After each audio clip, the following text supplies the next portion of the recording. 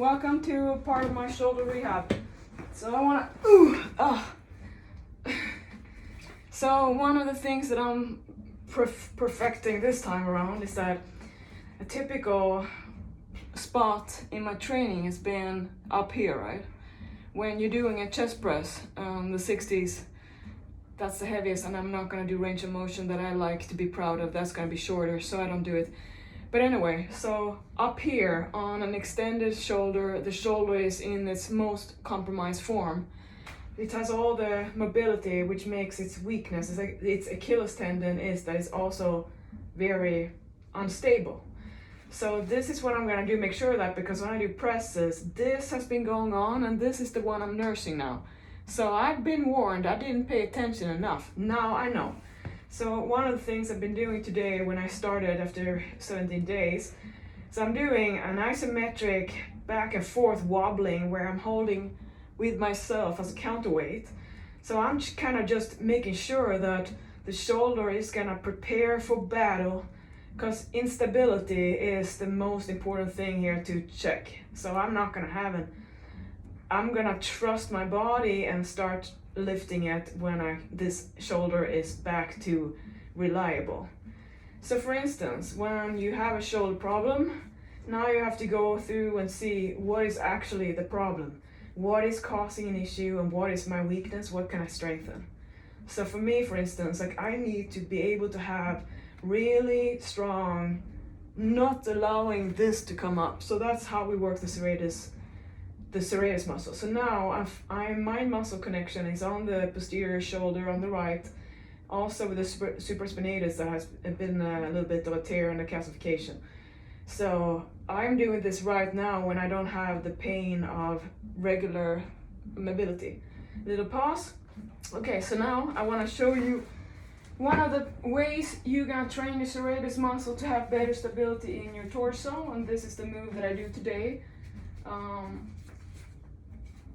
So again, I am working on my stability in my shoulders, which means here I'm gonna recruit the serratus anterior. And when you do this as my client and you wonder what are you supposed to feel, it's probably that the band is too light if you don't know what to do, because you have to really think this is what's gonna happen.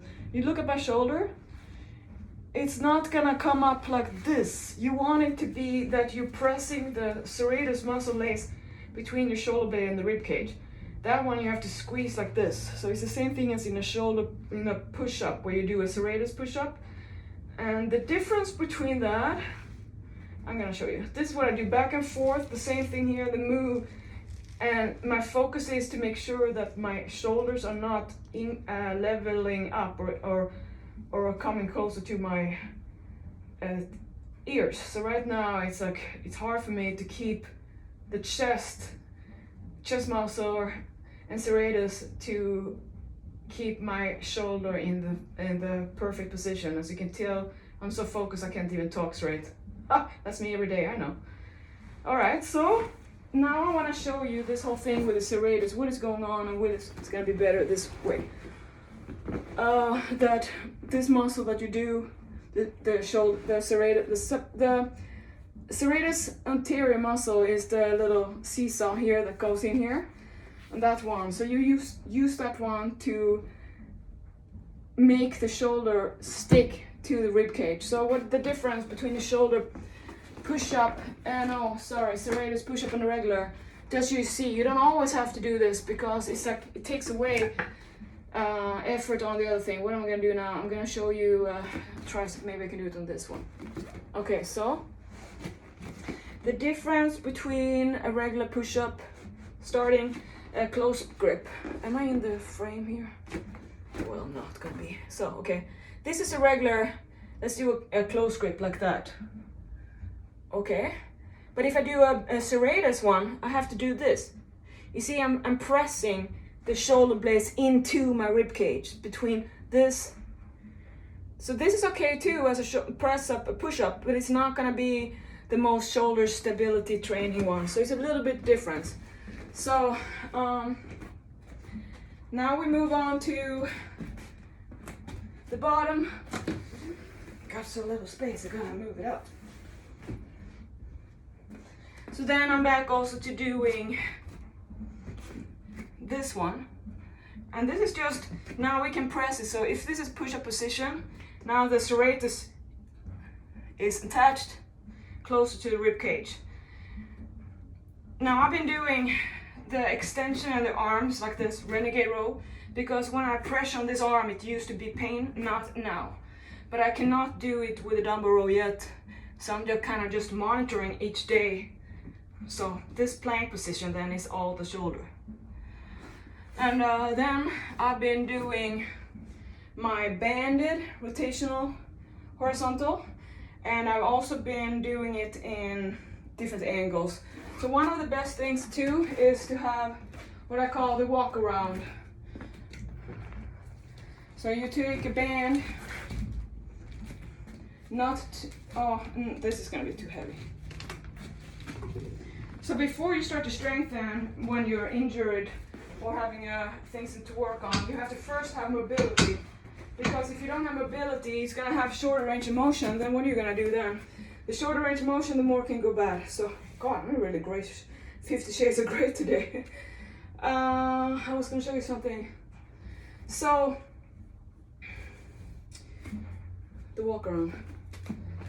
And remember, everything that is shoulder is unstable is what you want to do now. So I am kind of just making sure that my shoulder knows that I'm gonna roll around in all kind of areas, right? Like I'm not gonna stay the same. So I want to make sure that my external rotators know how to hold it together, because I'm gonna do a lot of heavy stuff. And I did try pull-ups today, and that's not a problem. There was never a problem for my shoulder with that. So it's something else. I don't know, wear and tear over time, calcification stuff. So doesn't matter, because here's the thing: you have to know that through life everything's gonna be painful until we die. More and more it's gonna be painful. It's like how we handle it. So that's what I mean. If you can enjoy just the pain and kind of like to suffer a little bit, you're gonna have an easier life. So, and this is another one. Like, you know, stand like this. That's not what you're doing, Polly. Not to tricep either.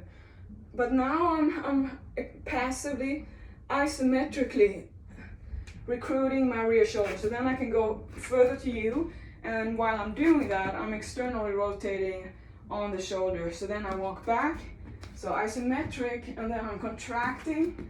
So this is really when I'm talking about body-mind muscle connection, that you gotta know how to train in order to know how to feel. So that's why I'm very happy with all my alternative way of beyond bodybuilding style that I have 24 years of training, because that gives me a lot of knowledge about how my body feels when it triggers muscle building, and that's what I love.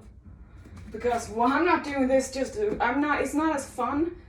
It's not fun enough for me to do this. I would just go for a walk, because I'm lazy. You know, I'm so happy that the most important thing for me, I solved my whole life mission. How to eat big and be lean and love it. That's all I wanted. So I have like, I'm like, hallelujah, praise the Lord, like I made it. All right, so, and then of course we're gonna do the butterfly. And when I do the butterfly now, it's gonna be with extreme nice form. And I'm gonna show you that, because I'm not cheating at all. By the way, room at 3 p.m. See that? All right. So this is an exercise that never goes away. So now, no pain, a little bit, and that might, here. This is the worst angle for me here. So I'm monitoring this part here, what is going on, and there's a lot of bicep tendon that I notice on this one. And I don't know what I've done with my bicep tendons, because I've not been training for 2 weeks. Somehow both my biceps and my hip flexors are sore. So I don't know. Sometimes we do things that we don't even realize what happened. Or maybe I'm just sleepwalking and training, and that's what happened. Who knows? All right, so this is isometric hold of the butterfly. So a real butterfly would be something like this.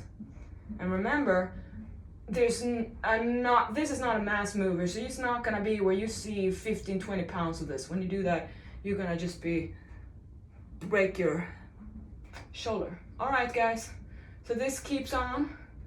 It's a working process, and then after that, when I feel strong enough, this stays in my routine, because if I don't pay attention, to what I need to keep strong, which is typically external rotations, then I'm like asking for getting injured. So remember, the reason why I'm so dedicated is because I want to keep defending my privilege to be able to train as hard as I can.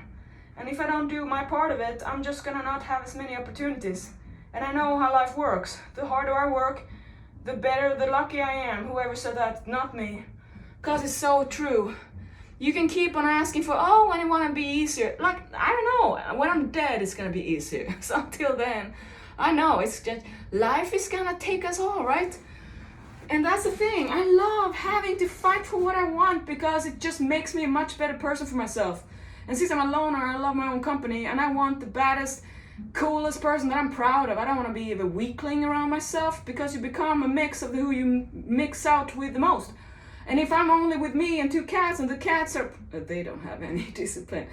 But anyway, it's just me, it's gonna be up to me. And I don't want to be weaker than I can because I love being strong here, strong body. So that's it. I guess